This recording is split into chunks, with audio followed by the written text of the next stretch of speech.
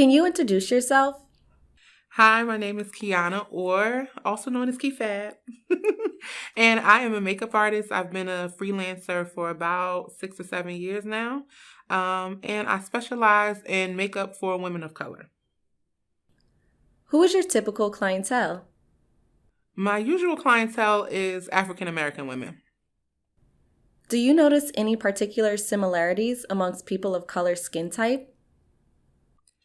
I find that a lot of women of color have combination to oily skin. Sometimes normal, but a lot of times it's combination to oily. What are some of the challenges you have noticed regarding deeper skin tones when applying makeup? Pigmentation. So a lot of times, things don't have enough pigment in it, so it's really sheer, or it just comes up ashy, or it just doesn't look nice. It's not complementary to brown skin. So we'll try a swatch here with this liquid lipstick, because what you want is for the color not to, the brown skin not to bleed through the color. Like, that's really good. That's opaque. That's what we want. And this is an eyeshadow. Let's see how this looks. And what I look for is like one swipe and it's on. It's true to color. So yes, that looks good. How have you been able to navigate around those challenges? I may use so if a product is not showing up on skin, I typically just use a different product. So like say it's eyeshadow. If the eyeshadow is not picking up, then if maybe I'll use a primer for it to pick up, or a concealer, something that kind of makes the skin all one color. And then I'll add that color on top, and then it usually gives it a little more pigmentation, a little more punch, if you will. Otherwise, I just won't use it. If it's too light, or if it's too ashy, or if it's just not showing up on skin, then I'll just pivot. I'll use something completely different, something that I know is tried and true. Otherwise, yeah, I'll try to use a primer. I'll try to use some kind of base to pick up that color. So yeah. Is hyperpigmentation a common issue? Yes, we do have women of color tend to have a lot of color variations in their skin. So on their face, they may not have a lot of hyperpigmentation like acne scarring, but they may have a deeper tone under their eye, or around their mouth, or around their chin area. So I usually just try to use something that's full coverage to even out that skin tone and give a nice clear foundation. Clean foundation, I'll say. What are your go-to brands for people with richer skin tones? Black Opal is one of my favorites. I use their stick foundation because it's really creamy. It's full coverage. It has a wide range of color.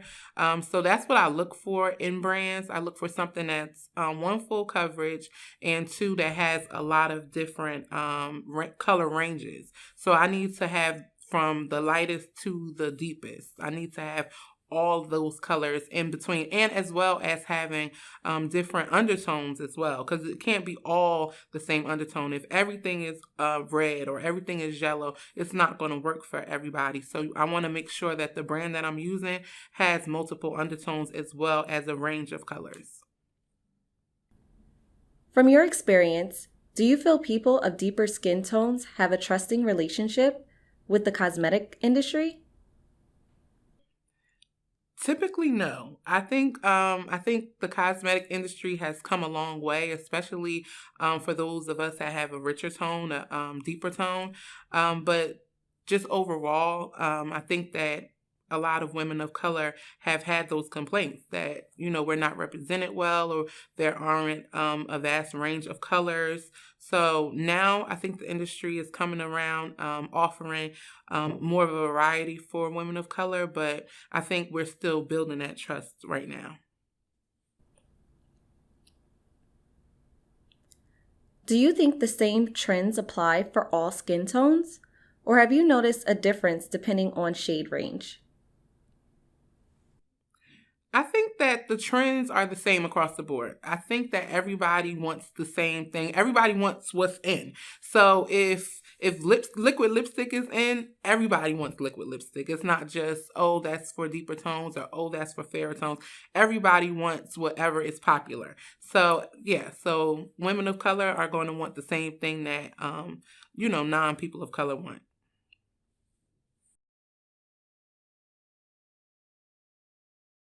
Do you usually apply sunscreen or products that have SPF in them to your clients? Not typically. Most of the time I don't directly apply sunscreen, but I will use a foundation that has SPF 15 in it. Why or why not? Because typically sunscreen is ashy. And on brown skin, that's the last thing that you want on brown skin is for it to be ashy. So sunscreen, no. And so I'll show you guys a reason why I don't typically use sunscreen. So let me take I'm just going to take a small drop and I'm going to rub that in like you would rub sunscreen in. So in circular motion, right? And voila. Gray, silver, blue, something unnatural. So no, I mean, imagine if you did that on a face. My clients would scream. Ah! Let's try one more. This one is a tinted moisturizer. So let's see. Another drop. I'm already excited about this one because at least it's tinted. It already has like a brown kind of tone to it. That's way better. That's terribly better. Okay. Now that you could apply to brown skin, that works. Yep. Any particular SPF product you like?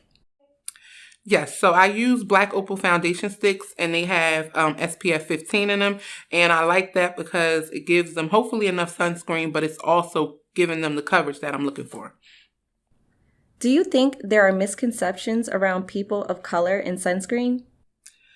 Yes, we know that it's ashy. And also it's a lot of times it doesn't feel like natural. It has a texture to it or it just doesn't blend into the skin well. And it's just like you're not happy about it.